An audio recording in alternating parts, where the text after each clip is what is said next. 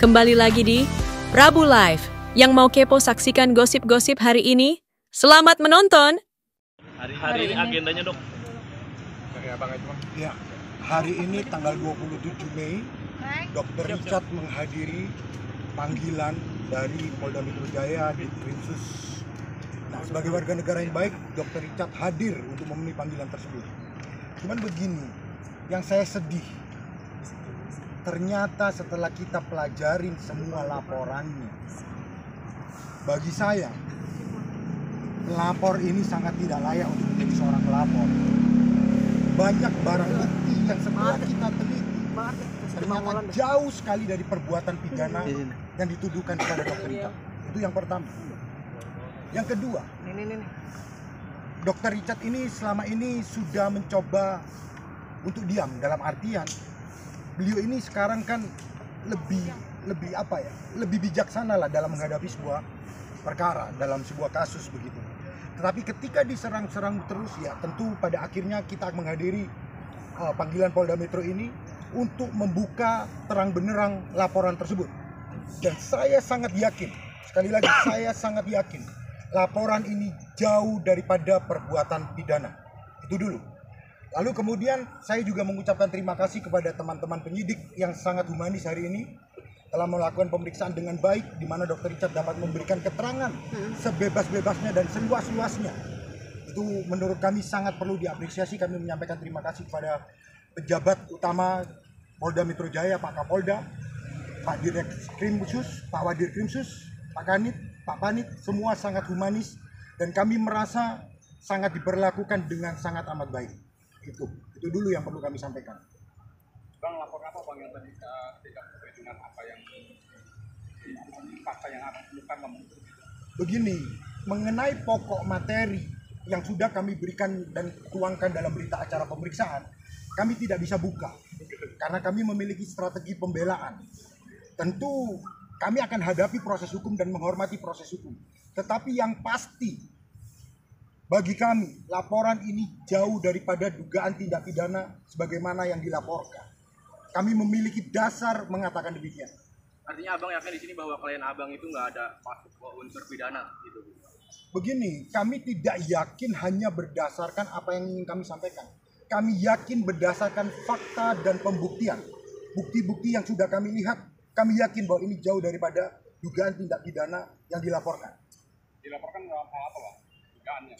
Ya, itu bisa ditanyakan kepada teman-teman penyidik atau Pak Kabid Humas. Tapi dalam rangka ini kami ingin menyampaikan bahwa sekali lagi Dr. Richard sudah menghadiri panggilan dari Polda Metro Jaya dan sudah memberikan BAP, menuangkan semuanya dalam berita acara pemeriksaan dengan sangat amat baik dan seluas-luasnya dan sebebas-bebasnya. Ada berapa pertanyaan, Bang? Oh, kita nggak hitung. Ya, ya dokter, dari jam berapa tadi dokter pemeriksaan dokter? Dari jam 11 ya, dari jam 11 tadi. Kurang lebih. Poin-poinnya gitu. Wah, aku mungkin nggak bisa spill, tapi mungkin ya jadi kekecewaan aku karena kan waktuku juga padat ya. Waktuku juga padat banget. Aku agak kecewa tadi di BAP. Aku ngelihat apa ya, yang laporinnya juga, mohon maaf ya menurut aku ya, belinya juga tidak di platform resmi, belinya juga terindikasi barang yang bukan barang palsu, bukan barang asli ya, bukan barang asli, bahkan bukan beli di tempat aku. Yang kayak gitu punya bisa dilaporkan. Makanya pengacaraku pede, makanya pengacaraku tadi bilang bahwa kita jauh banget dari unsur pidana. Orang belinya aja nggak di tempat aku kok. Makanya kayak aku datang ke sini aku ngeliat, aduh, ya minimal kan beli di tempat aku lah kayak gitu kan, atau minimal dikonsumsi. Ini dikonsumsi juga enggak, dipakai juga enggak, tapi dilaporkan. Kan perlindungan konsumen itu ya harus digunakan ya. Di sini nggak ada korban loh, satu pun nggak ada korban. Bahkan yang lapor dengan aku pun jadi korban tuh nggak ada. Jadi ini laporan yang menurut aku tuh dibuat-buat. Aku nggak tahu tujuannya apa, nggak tahu maksud dan tujuannya apa ya. Tapi sebagai warga Indonesia yang baik aku datang. Dan ada ini mungkin tidak selaras ya. Apa kita komunikasikan, kita kan sudah masuk ke proses hukum ya, kita hadapi proses hukum. Tapi begini, tadi Dr. Richard sudah menyampaikan sedikit bahwa yang dilaporkan salah satunya adalah perlindungan konsumen. Yang perlu kita garis bawahi adalah yang namanya konsumen itu pasti mengkonsumsi. Sedangkan apa yang tadi kami lihat semua produk-produk yang diperlihatkan tidak ada satupun yang dikonsumsi. Pertanyaannya, apakah pelapor dapat disebut sebagai konsumen? Karena seluruh produk yang dihadirkan tidak pernah dikonsumsi secara langsung. Jadi produk yang dihadirkan adalah produk yang utuh. Dan kami duga, sekali lagi kami duga, bukan merupakan produk yang dibeli dari platform resmi. Itu yang pertama. Yang kedua, bukan juga, memang nggak beli di tempat resmi. Ya, bukan beli di tempat resmi. Dan yang kedua, ada indikasi bahwa produk tersebut bukanlah yang dijual oleh Dr. Richard. Artinya palsu. Ada perbedaan di situ. Kami belum bisa menyimpulkan, tetapi yang bisa kami sampaikan ada perbedaan dengan yang original yang Dr. Richard jual. Ya, aku duga juga sepertinya mungkin ya, aku nggak bisa ngomong ya, karena itu kan nggak beli di platform resmiku ya. Jadi bisa jadi itu juga bukan padaku, bisa jadi itu dibuat-buat dan sekarang aku nggak tahu. Tapi yang jelas bukan beli di tempat resmiku dan juga nggak ada korban di sini. Jadi aku tuh duduk ngabisin waktu, aku tuh bingung juga apa yang dipermasalahkan di sini. Korbannya nggak ada, belinya nggak di tempat aku, tapi dilaporkan. Ya tapi udahlah, kalau kita diundang ya saya menghormati pihak kepolisian di sini. Polisi mengundang saya memberikan keterangan. Dok, mungkin beli di reseller mungkin nggak? Athena tidak memiliki reseller, jadi kita nggak punya reseller. Jadi punya reseller resmi, Dok. tidak, Athena tidak punya reseller. Yang punya reseller itu Glowtech ya. Itu Glowtech itu perusahaan istri. Memang sistemnya distribusi. Kalau Athena sendiri kita nggak punya reseller dan kita tidak punya reseller resmi, nggak punya. Jadi bukan platform resmi kita. Gimana lah? Bahkan kayak gini ya. Ini kasusnya dalamnya. Ada orang katanya beli dari tempat saya.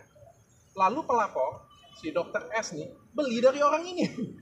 Jadi terus belinya itu bedanya 1 tahun kemudian. Coba dipikir, barang siapa itu yang ada di situ? Dan tidak ada video unboxing. Tidak ada video unboxing, tidak ada bukti bahwa itu produk saya juga. Dan setelah saya lihat produknya, mohon maaf, berbeda dengan produk saya. Secara fisik pun saya bisa lihat bahwa produk tersebut berbeda dengan punya saya. Makanya ada satu kata kunci penting. Pembelian dilakukan tanggal 23 Juli 2023. Sedangkan produk itu diproduksi pada bulan Agustus 2023. Bagaimana bisa sebuah produk belum dibuat tapi sudah ada pembelinya? Catatannya ya, dibeli tanggal 23 Juli 2023, sedangkan produk itu diproduksi tanggal 8 Agustus 2023. Jadi dibeli sebelum produk itu dibuat. Nah, ini kan menjadi tanda tanya bagi kami, ini menjadi tanda tanya yang lucu. Dari mana produk itu didapat? Nah, itulah dasar bagi kami yang menjadikan kami menduga bahwa produk yang dijual bukanlah produk resmi Dr. Richard. Dok, berarti ada diduga sama kaitannya sama laporan dokter yang di Jakarta Selatan nggak, Porters? gimana? Ada dugaan mungkin kaitannya sama laporan dokter di Polres Selatan? Enggak ya. Kalau dari laporan sih sebenarnya beliau dulu yang ngelaporin saya ya. Saya kan terakhir ngelaporin ya.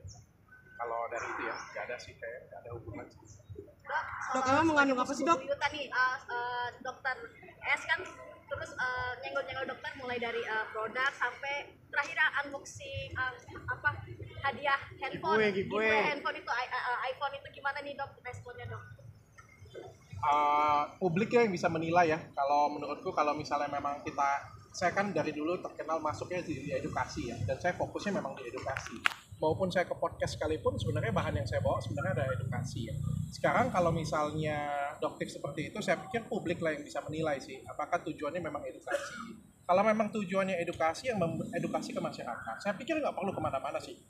Sampai ke handphone, sampai ke berlian, sampai ke baju orang dikomentarin, sampai ke macam-macam kehidupan pribadi ya. Saya pikir kalau misalnya memang dia edukator ya, edukasi aja yang benar. Tapi kalau misalnya sudah masuk ke ranah pribadi, saya pikir itu bukan mau edukasi lagi ya, mungkin mau menghancurkan orang, mungkin terindikasi persaingan bisnis, mungkin terindikasi iri hati, ya kan? Kalau memang saya ya, jujur ya, saya nge-review skincare, abal-abal loh, polosan Mercury, yang kita ngomong ini jelas-jelas jahat, tanpa terbantahkan bahwa di dalamnya ada kanker.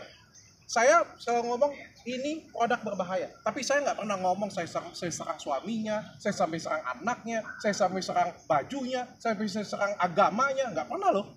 Saya cukup Kalau Anda masih mau beli, silakan. Saya sudah kasih tahu. Tugas saya sebagai edukator cuma cukup ngomong bahwa ini produk berbahaya. Kalau nggak boleh dong maksa-maksa orang. Kalau orang masih suka mau beli, ya terserah kalian. Kalau saya, karena saya edukasi, bukan dengan penuh kebencian. Itu kalau saya ya. Nah, maka ya publik aja lah menilai ini benar-benar edukasi atau bukan. Berat nggak sih dok? Artinya sampai ya itu ke ranah sampai pribadi, nyenggol-nyenggolnya bukan ya inti masalah dari itu.